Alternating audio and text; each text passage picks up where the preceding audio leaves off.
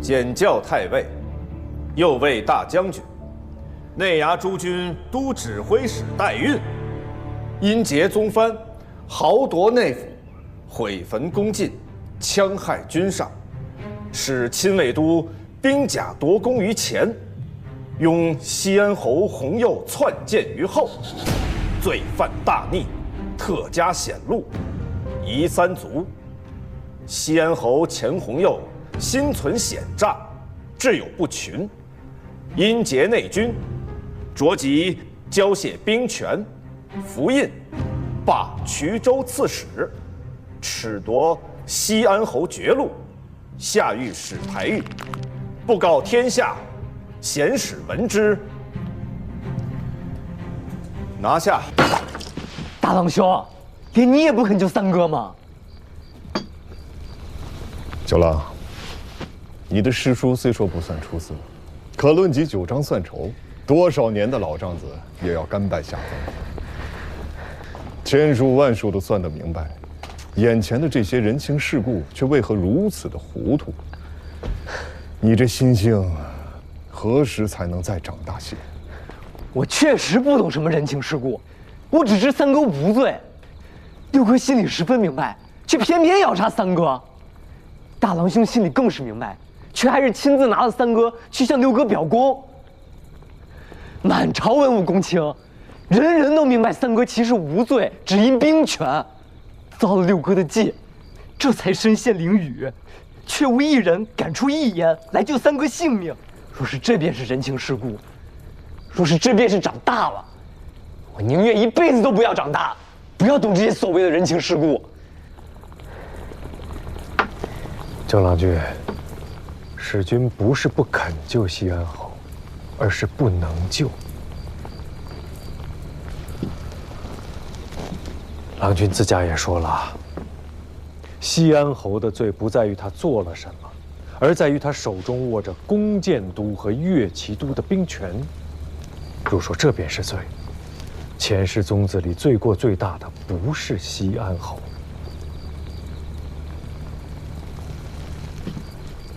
使君身上担负着内衙诸军都统军使的差遣，罪过只能比西安侯更大。郎君明鉴，要救三郎君在杭州是救不了的。先生的意思是，下官什么也不曾说。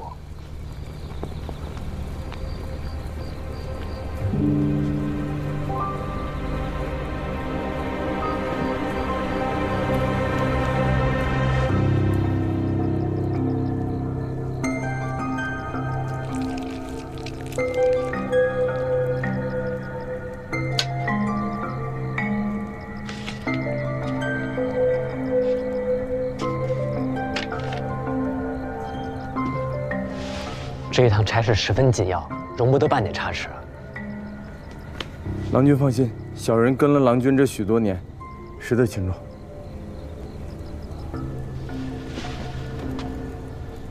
此去汴梁，一来是奉表告哀，二来是体看风俗，三来是礼敬重臣，尤其是封令公处，须得当面拜会，待吾之意。臣谨遵君命。水秀公即为使臣，按常例，当加大元帅府判官。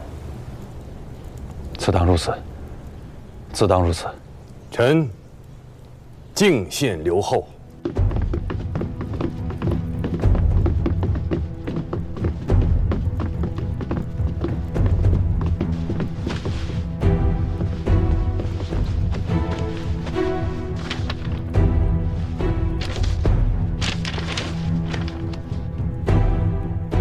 事情有些麻烦，若是乾元观尚在，修一封书信过去，看在阿姐和姐夫的面上，吴越国中当不会为难阿总。你们都听好了，明日我要进钱塘口，去向吴越的钱家要儿子。你们此番带来的船，无论是福船、广船还是沙船，我都要用。我不只是要船，你们带来的人我也要，一并去壮壮声势。传我的黄龙令，只要是此番随我一起进过钱塘的，明年的旗津全免。第一次进岛的，各与单龙旗一面；原本单龙旗的，一体进为双龙旗。要了就给啊！如此，怕不是要有上百艘船只。我只嫌船不够多。老贼的不孝子敢害了阿祖，我便截断钱塘，将这个不像话的吴越国切成南北两段。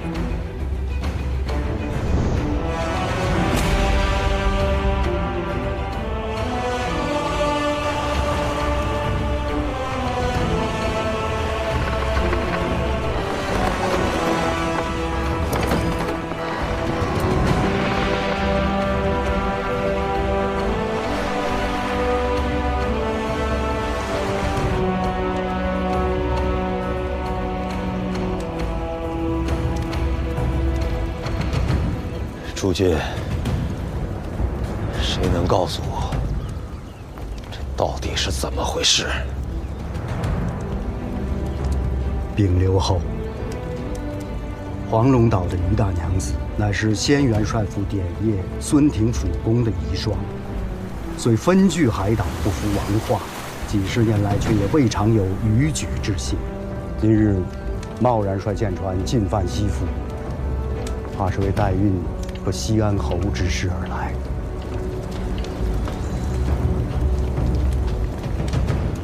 涂昭达，刘后，你带我去问一问于大娘子，这样贸然兴兵，意欲何为？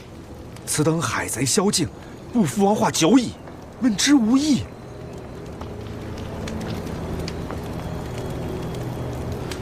那依杜卿的意思，只有兵戎相见意图了。正是。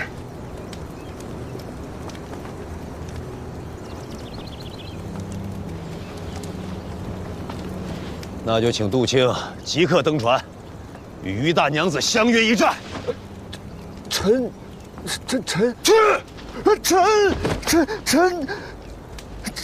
刘后，杀人不过头点地，小杜纵然不成器，好歹给杜灵公他老人家少存颜面。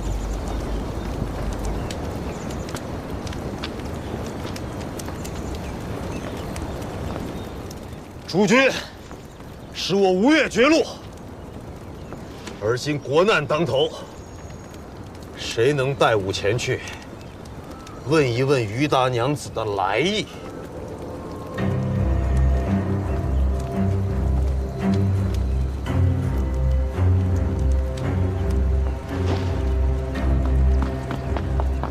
在下愿奉王命，带刘后登船面见于大娘子。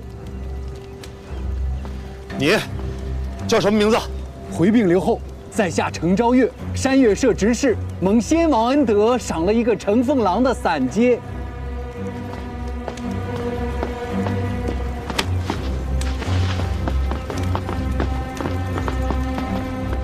自此刻起，你便不再是8品的乘凤郎，吾让你做一任内衙诸军的内都监使，换一套紫色朝服，赐金鱼带，带我去问一问于大娘子，她到底要干什么？承蒙刘后信任，下官必当殚精竭虑，披荆斩棘，全力以赴，不辱使命。杜卿，刘后，借你一冒一用，啊？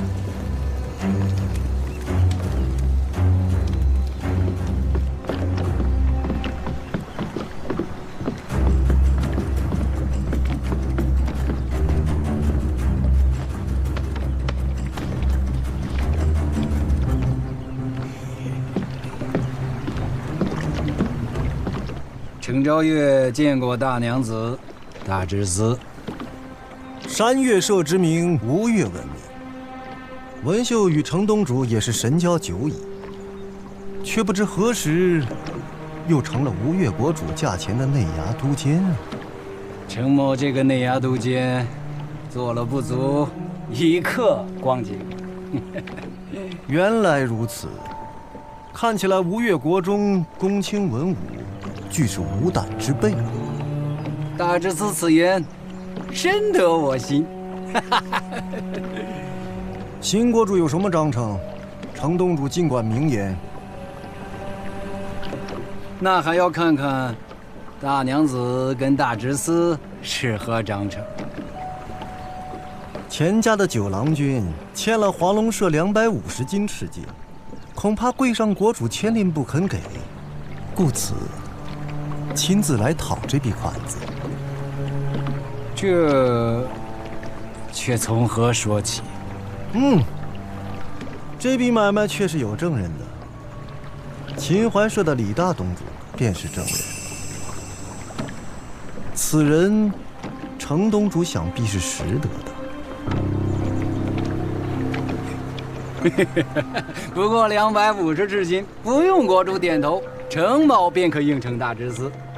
还有吗？将我的阿佐送回来，还有老戴和家人眷属、尸身棺椁一并送来。我自退兵回岛，自此前世在岸，孙家福海再无半点关系。既如此，程某这便告辞了。距午时还有1个半时辰，告诉钱洪佐，5时之前见不着阿佐的人，我便先拔了他的钱塘水阵。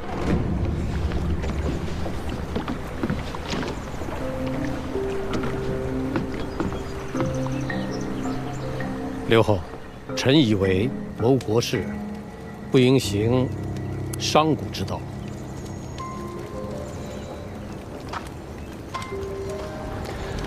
六哥，这江面上林林总总，少说有100条船舰，250斤的赤金，说起来也没有多少。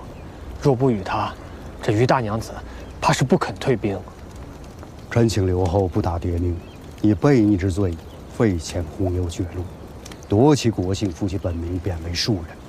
钱弘佑本名孙承佐，犯了刘后名讳，他的毛病出在了逾越本分上，便改名孙本，立彰其过。刘后可以遣庶人孙本登船面斥贼人，以大义责之，贼众必然羞愧无地，且寻自退。大郎兄以为呢？袁学士老成谋国，臣附议。便依袁学士所奏。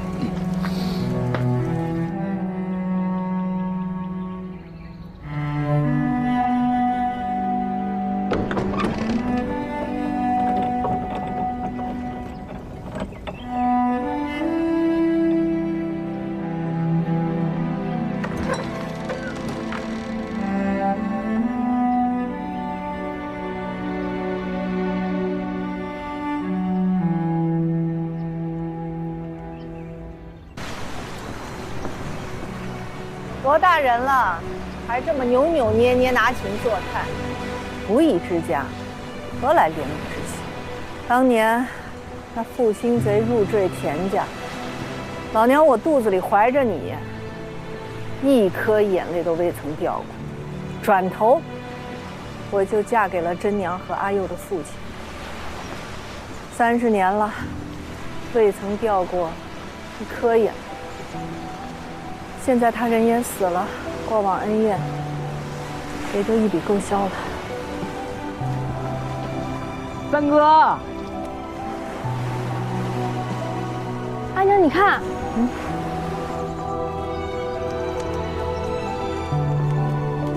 是那小贼。三哥，三哥，跟他老子的恩怨倒是了结了，却又欠这小子一个大人情。也罢，回岛之后，你便收拾东西，到杭州西府去伺候他5年，还了这个人情便是。啊，阿娘，不乐意啊？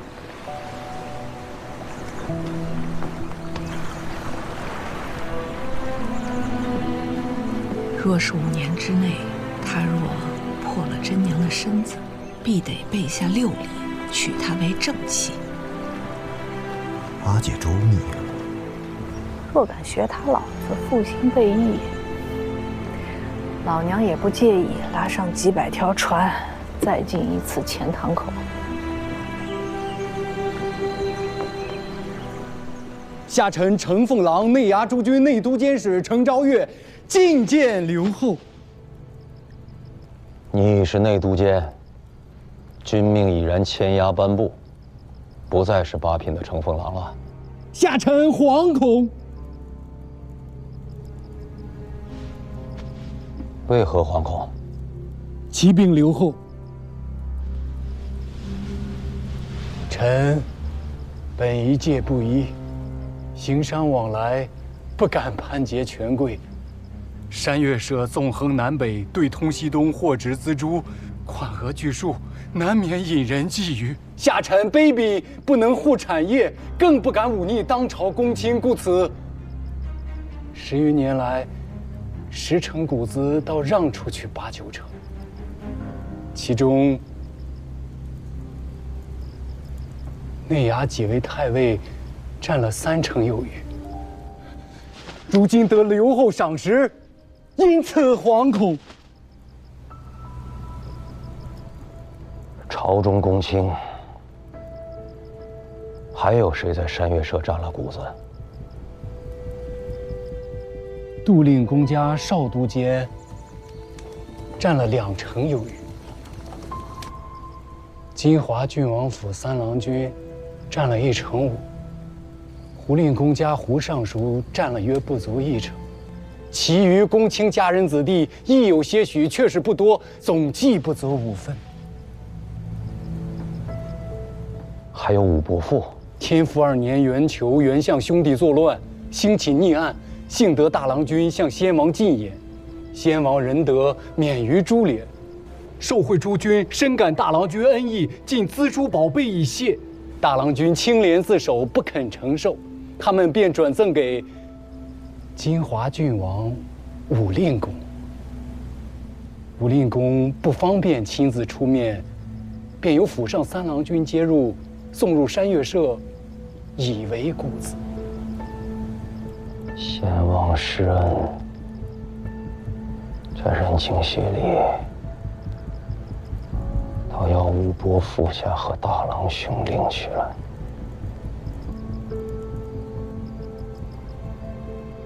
为何与我说这件事？刘后垂询，下臣必要据实以答。先师为何不言？下臣不疑商贾，不敢忤逆公卿贵臣。如今却敢了。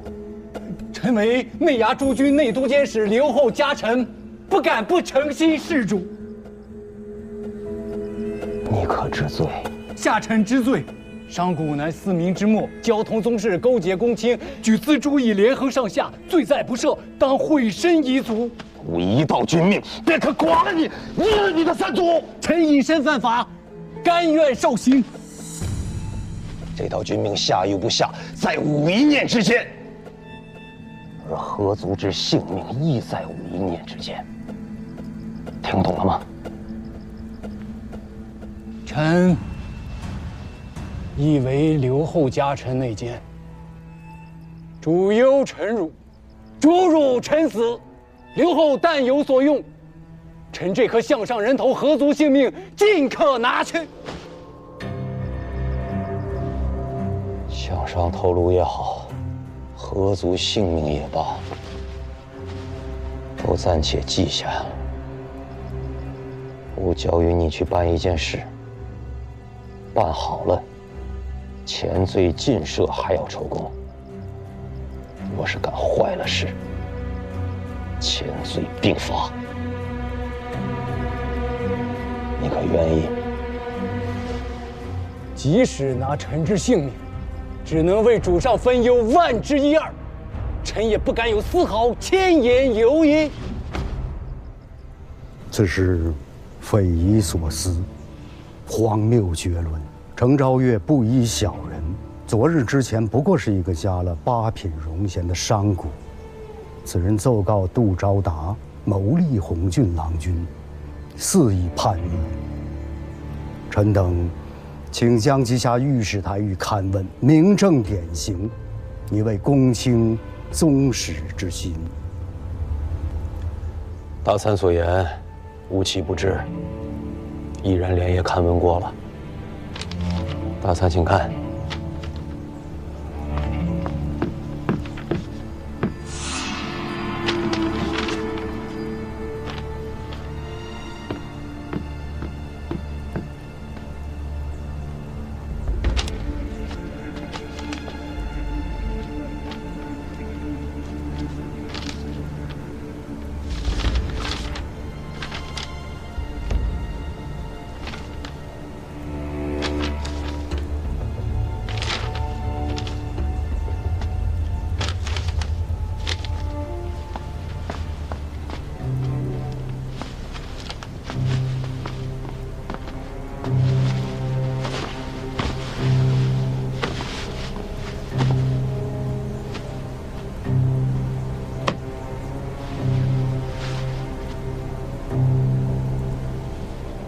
臣有罪，请刘后治罪。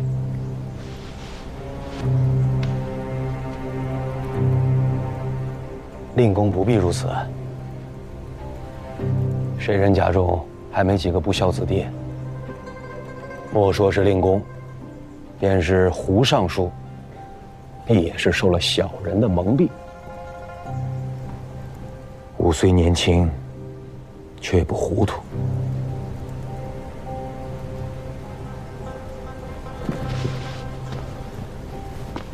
国主，臣治家不严，甘领其罪，但拥立之事仅凭一纸古单，臣实在是难以置信，请刘后明察。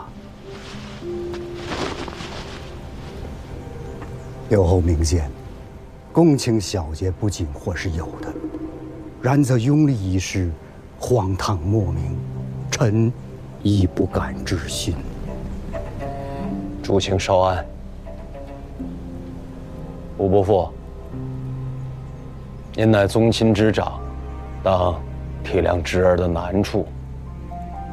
些许钱帛，不过白璧微瑕，稍加惩戒，一张明案而已，吾并无穷究之意。然则事涉谋逆，干系国本，吾亦不得不问。要对得起2代先王之托付，亦要给大郎兄一个清白。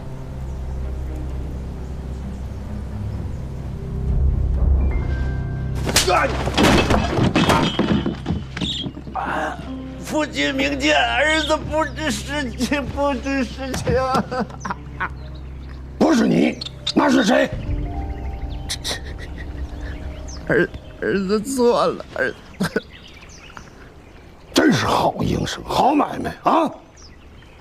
你这一笔买卖，赔进去一个顾命大臣的身份，你赚大发了你！儿子错了，儿子错了。关起来吧，做那怂包样给谁看？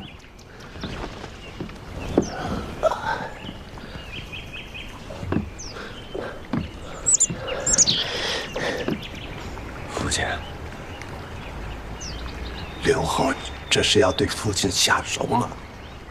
想什么呢？他现在还是刘后，不是大王，屁股底下的位子还不曾坐稳呢，如何能对老夫下手？你倒是咱们这小刘后，和你一般愚蠢。那刘后为何当殿发落此事，不为父亲稍存体面？巧大而已，也是寻常手段罢了。不过自今日起，你老子在他面前，再也摆不出先王顾命的身份了。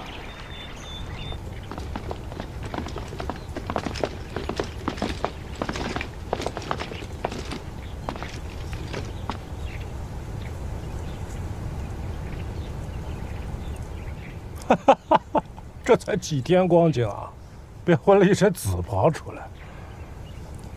果然是非常之人，必有非常之际遇。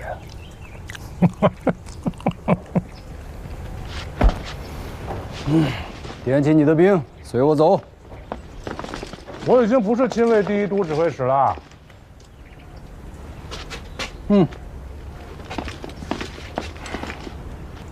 这是刘后手书的军令，自即刻起，亲卫第1都改编为亲从第4都。新编亲从第4都指挥使由何承训检校。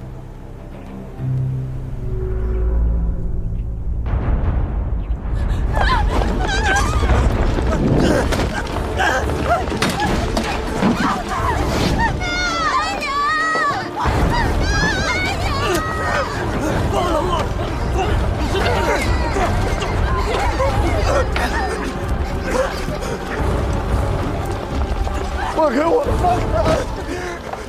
何东家，何东家救我呀！何东家，救救我！何东家，放开我！放开我呀！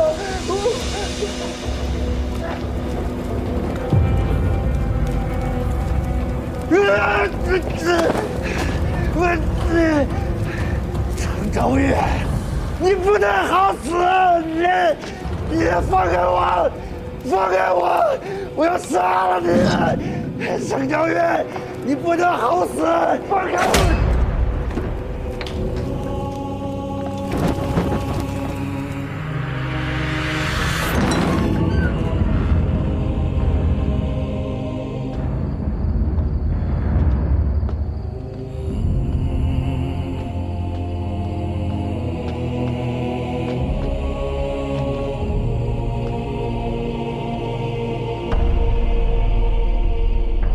轮到我了。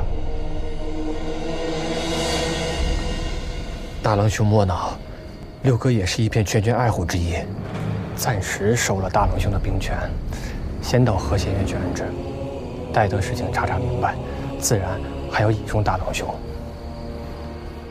生死皆由你们。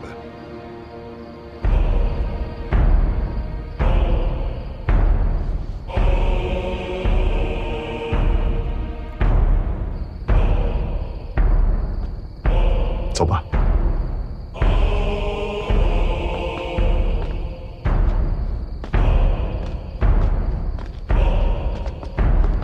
慎听留步。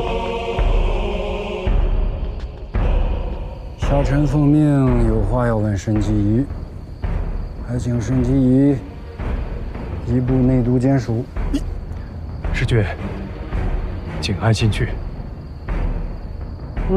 这样。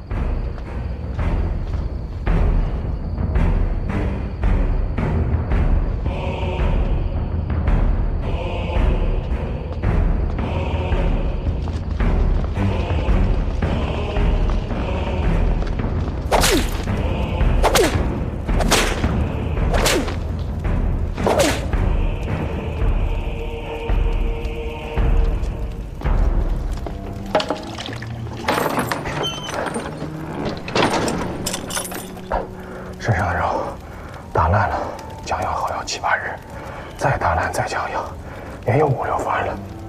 只是不肯开口说话，更不肯挖空。延念君子，温其如玉。世家子弟，读过书的人，跟杜昭达这等二世祖，终归不一样。杜衙内也是世家子弟，也读过书。还有杜令公那等煊赫的家翁，上了邢台几番手段下来，还不是让说什么说什么？不一样。杜昭达这样的，说杀便也杀了。大郎君是宗室，想要入他的罪，没有此人的口供是万万不能的。